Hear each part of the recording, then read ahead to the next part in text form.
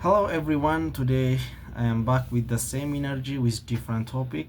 So today's discussion will be another vast topics, but we will try to summarize as much as possible.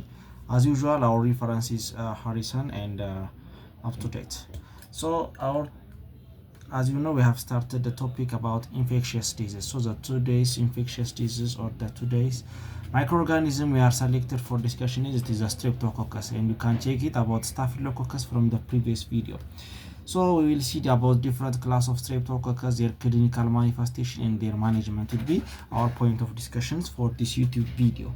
So when you see about this Streptococcus, normally they exist in our body as a normal flora. So and you found normally this Streptococcus on skin. Normally you can find this Streptococcus on skin, on respiratory systems, and on GI and genitourinary systems.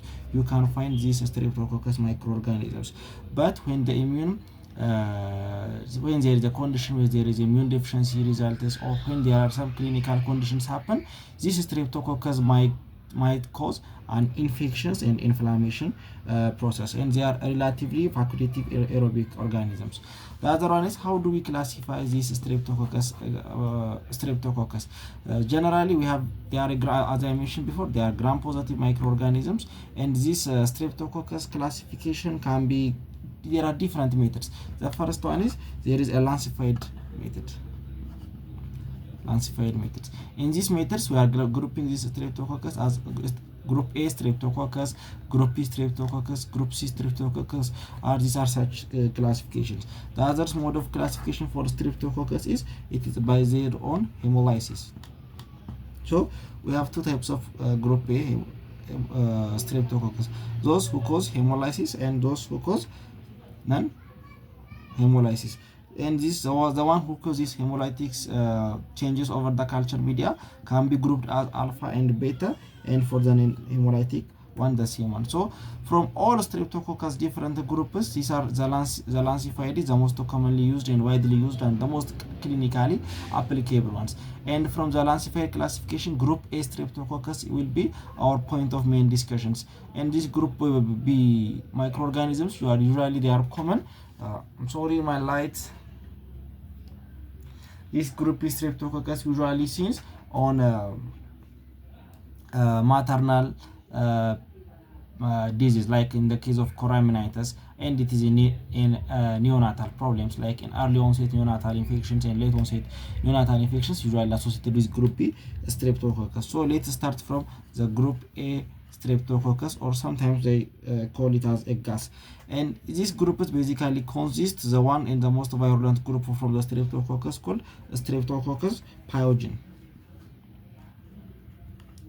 It contains Streptococcus pyogens. Generally, this Streptococcus account the days of 500,000 people's days over the worldwide. So it is major virulence microorganisms. And this how the pathogenesis, or what is the mechanism of action? Pathogenesis. What is the mechanism of action? How this Streptococcus cause disease for a certain individuals? As I've discussed before in the Staphylococcus discussion, here the same things will happen. The first one is the bacteria surface proteins or cellular proteins are the one problems. The other one is there are toxins that are produced by the bacteria. So we have surface proteins produced by the bacteria, and there are extracellular products. You can call it as toxins. So what are the cell surface proteins that are essential for the pathogenesis of these microorganisms? The first one is M protein.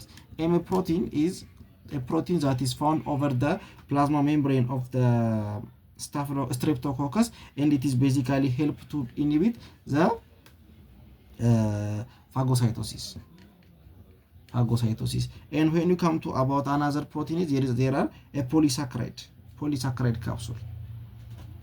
This polysaccharide capsule also it has also it content of hyaluronic acid. So it inhibits also again phagocytosis. So it blocks the phagocytosis of the bacterial systems. Another one is there is an extracellular products. There are different products here. The first one and the famous one is streptolysin S and O. Streptolysin two types, S and O. They basically, what they do is they create a pore open over the plasma membrane of the cell. They pierce the plasma membranes and they make the cell to die. They create a hole in the plasma membrane. That is how they create their virulences. They are extracellular products. Another important virulence factor is streptokinase. Streptokinase is also another important factor. As you know, when the certain infection is happen inside the microorganisms, there are some blood vessels around. For example, let's say there is some kind of infections, so there is a bleeding here, yeah? So there is a clot will be formed and there is a fibrin depositions, which basically blocks the microorganism from spreading using the hematogenase methods. But what this streptokinase do is it breaks the fibrin, then it promotes its dissemination, yeah? So the microorganisms will easily disseminated by dissolving the blood clot. That is another virulence factor. Another important virulence factor is the DNAs. As the name implies, it's an DNA enzyme. It cuts DNAs. For example, there are neutrophils. When these neutrophils die, they release their intracellular products, and these intracellular products act as, one of it is DNA. It acts as a mesh for the microorganisms from passing spreading to surrounding structure. So this DNA will cut these microorganisms and they cause they basically facilitate the expansion of the microorganisms. The others and the most dangerous one is it is pyogenic exotoxin. It is basically responsible for the formation of scarlet fever. These pyogenic exotoxins, they are basically a super antigens. What is super antigens? You can check it from our previous video about the Staphylococcus. So these pyogenic exotoxins are there super antigens. They basically make the T cells to express themselves in aggressive manners. So they cause a scarlet fever. Usually a scarlet fever, we will discuss, it happens, there is a rash, a sandpaper like rash will be happen over the skins, and usually it is more prominent over the skin fold areas ማለት ነው. So what are the clinical manifestation for streptococcus infections? Basically this streptococcus infection have different form of clinical manifestations. Let's see the most and the clinically important one by one. The first one is this pharyngitis. Pharyngitis, basically it is an inflammation and infection of the pharynx, yeah? Inflammation and infection of the pharynx. And when it is caused by a group A Streptococcus, we will call it pharyngitis or group A Streptococcus induced pharyngitis. Basically it in 20 up to 40% of the populations pharyngitis are children are caused by group A Streptococcus. So it is the most common clinical cause for the pharyngitis, and less than 3 years of the patients, it is basically rare, and it is mode of transmission is by respiratory droplets. Respiratory droplets the mode of transmission. Once it entered into the body, the incubation period is 1 up to 4 days will be its incubation periods. The other important clinical note you will take from here is if there are virulent viral symptoms like conjunctivitis, runny nose, and coughs, if they present, the likely of the presence of this group A Streptococcus in the case of pharyngitis makes it low. And the goal started for the diagnosis of this pharyngitis is throat culture. Throat culture is the gold standard management for the management. Another is using immunoassay enzyme studies. There is a latex agglutination test, immune enzymes natural. So how do you manage pharyngitis? So basically we have the most common one for uncomplicated ones, the one which is between 3 up to 5 days uncomplicated pharyngitis. We will manage using an antibiotics. Antibiotics will be the first line of management. But what is the goal of this management? The goal of the management is, the first one is we would like to prevent the development of this pharyngitis. The next one is we would like to prevent the presence of ARF. So it is clinical, it is very, very important point, because despite clinical improvements, the management mode of this pharyngitis should have to complete the full course, because we don't want the patient to acquire acute rheumatic fevers in the later of its life, so we have to prevent it. The another one is this management, especially most of it, requires 10-day management except the Byzantine penicillins, penicillin V, amoxicillins, the requires 10-day management despite the clinical improvement ማለት ነው። So what are the recommended options for the management? The first one is it is penicillin V. Penicillin V. Our for adult patients, our dose will be 500 milligrams BID or 250 milligrams QID. QID for 10 days must be supplemented. And the second mode of management is it is amoxicillin. Amoxicillin also it is 50 milligram per kg per day or in 3 divided doses for 10 days full completions. It is 50 milligram per kg. In some textbooks it says 50 up to 80 milligram per kg. And the other one is there is a Byzantine penicillin. In the case of Byzantine penicillin, adult dose will be 1.2 million international unit stat, or for a children's we can provide out 600,000 international unit status. In another way, if the kg is the weight of the patient is, if it is above 27 kg, we are providing 1.2 million, and if it is less than 27 kg, we will provide them 600,000 stat. So this is how basically you manage the pharyngitis. As I mentioned here, there are 10 days of management for amoxicillin and penicillin V patients. Despite the clinical improvements, we have to continue the full course of antibiotic in order to prevent what? Acute rheumatic fever. This is the mainstay or our principal management in the case of pharyngitis. So this is basically for uncomplicated type of management. So what are the complications of the pharyngitis? Complication. If the pharyngitis is left untreated, basically two complications are happens. The first one is suppurative complications and immune mediated complications. Suppurative complications and immune mediated complication. What are the suppurative complications? There will be a pus formation, there will be cervical lymphadenopathy, there will be retropharyngeal abscess, there will be sinusitis, there will be peritonsillar abscess. This will be the suppurative complications. And the immune mediated are, the first one is, as I mentioned here, acute rheumatic fevers and post-streptococcal glomerulonephritis. As I mentioned here, the provision of these antibiotics for full course of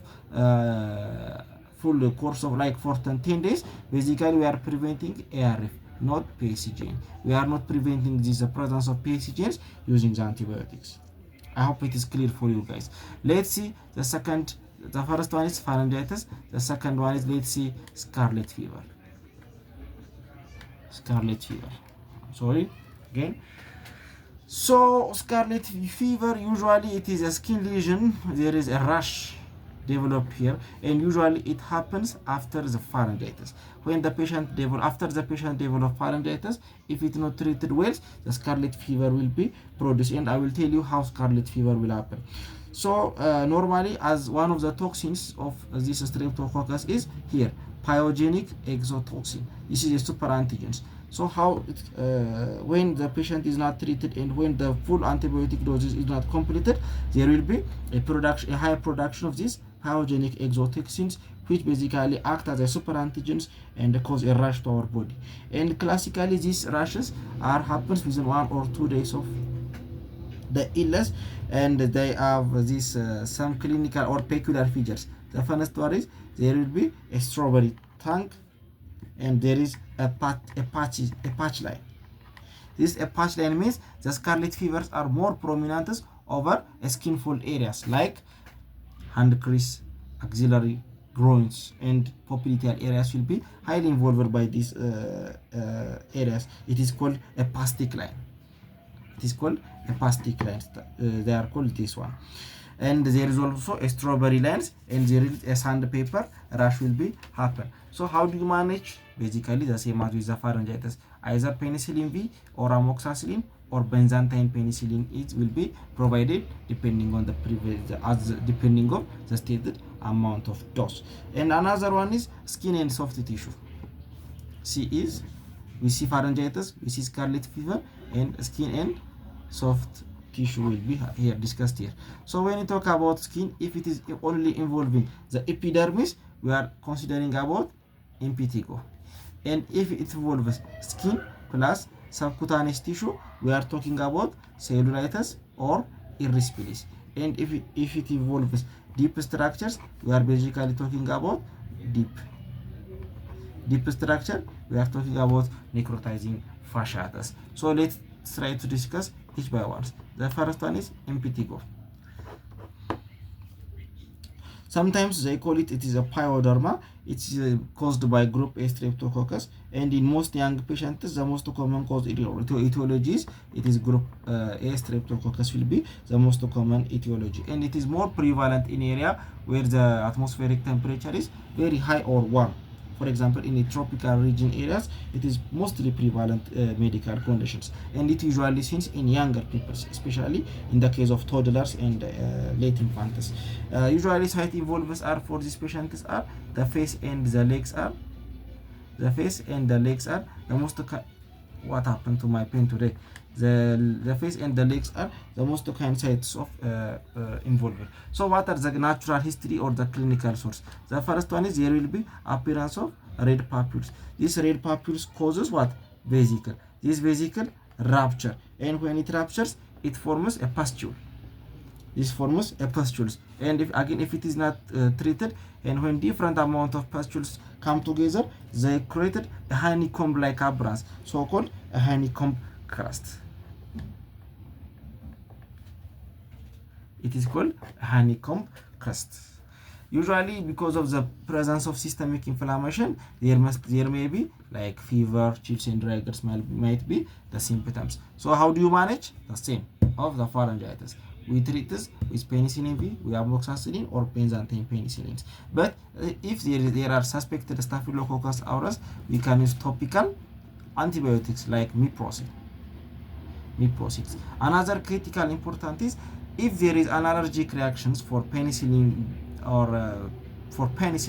we can use another option of antibiotics like dicloxacillin or cephalexin. Or dicloxacillin will be another option of antibiotic for a patient.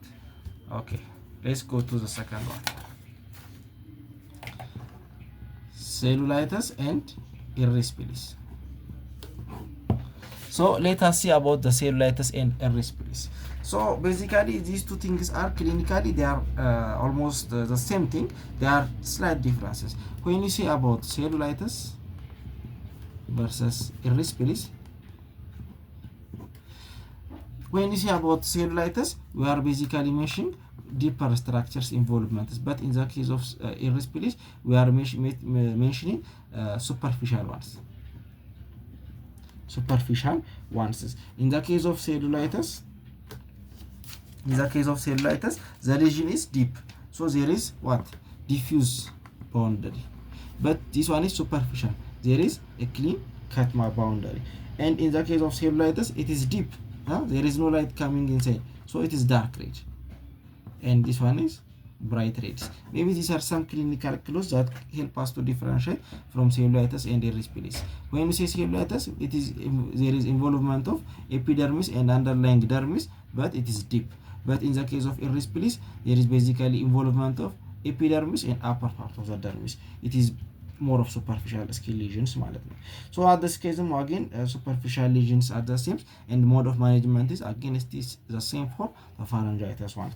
And the other one is deep streptococcal infections or group A streptococcal infections.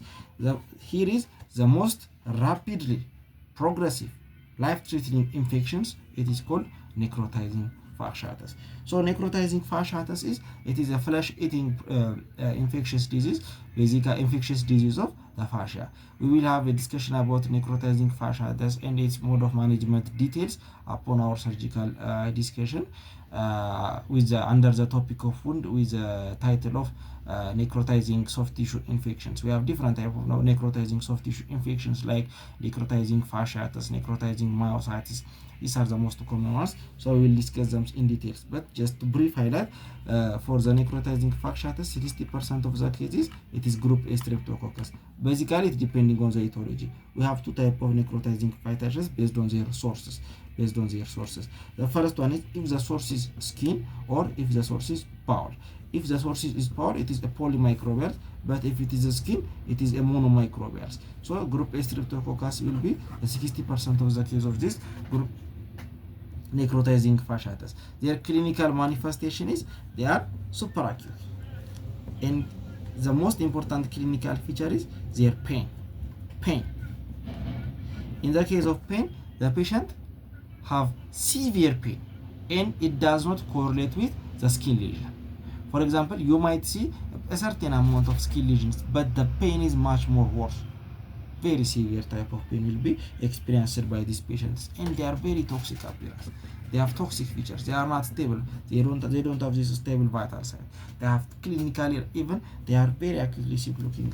That is how we differentiate from cellulitis and irrespiratory. They might misdiagnose this. For example, in the case of cellulitis, they have pains, but the pain is usually related with the skin lesions. But in the case of necrotizing fasciitis, they could have this kind of like deeper reddish superficial structures because we don't see the deeper structures. So that is how you differentiate this pain. Pain is the most important clinical factors. Another as an additional or as a bonus point is there is called streptococcal myositis. In the case of streptococcal myositis, again gas will be the most common cause of infections. It can be subacute or it can be permanent type ሊሆን ይችላሉ ማለት ነው። So how do you treat these patients? One and only surgical. Surgical will be the first line of management. The other one is of course we give them antibiotic, but this one is an adjuvant type of management. Surgical has two roles, for example, for necrotizing fasciitis patients. The first one is it is therapeutic, and again it is diagnostic types. So what are the key findings in the case of necrotizing fasciitis intraoperatively? You will find necrotizing fascia. The second one is there is an inflammatory fluid. Oh god damn it, my pen is in this. Okay. Inflammatory fluid will be another most important clinical factors. So these are the overall discussion about Streptococcus infections. Next we will have a discussion about Bacillus anthrax. Again, let us just have a nice time, guys.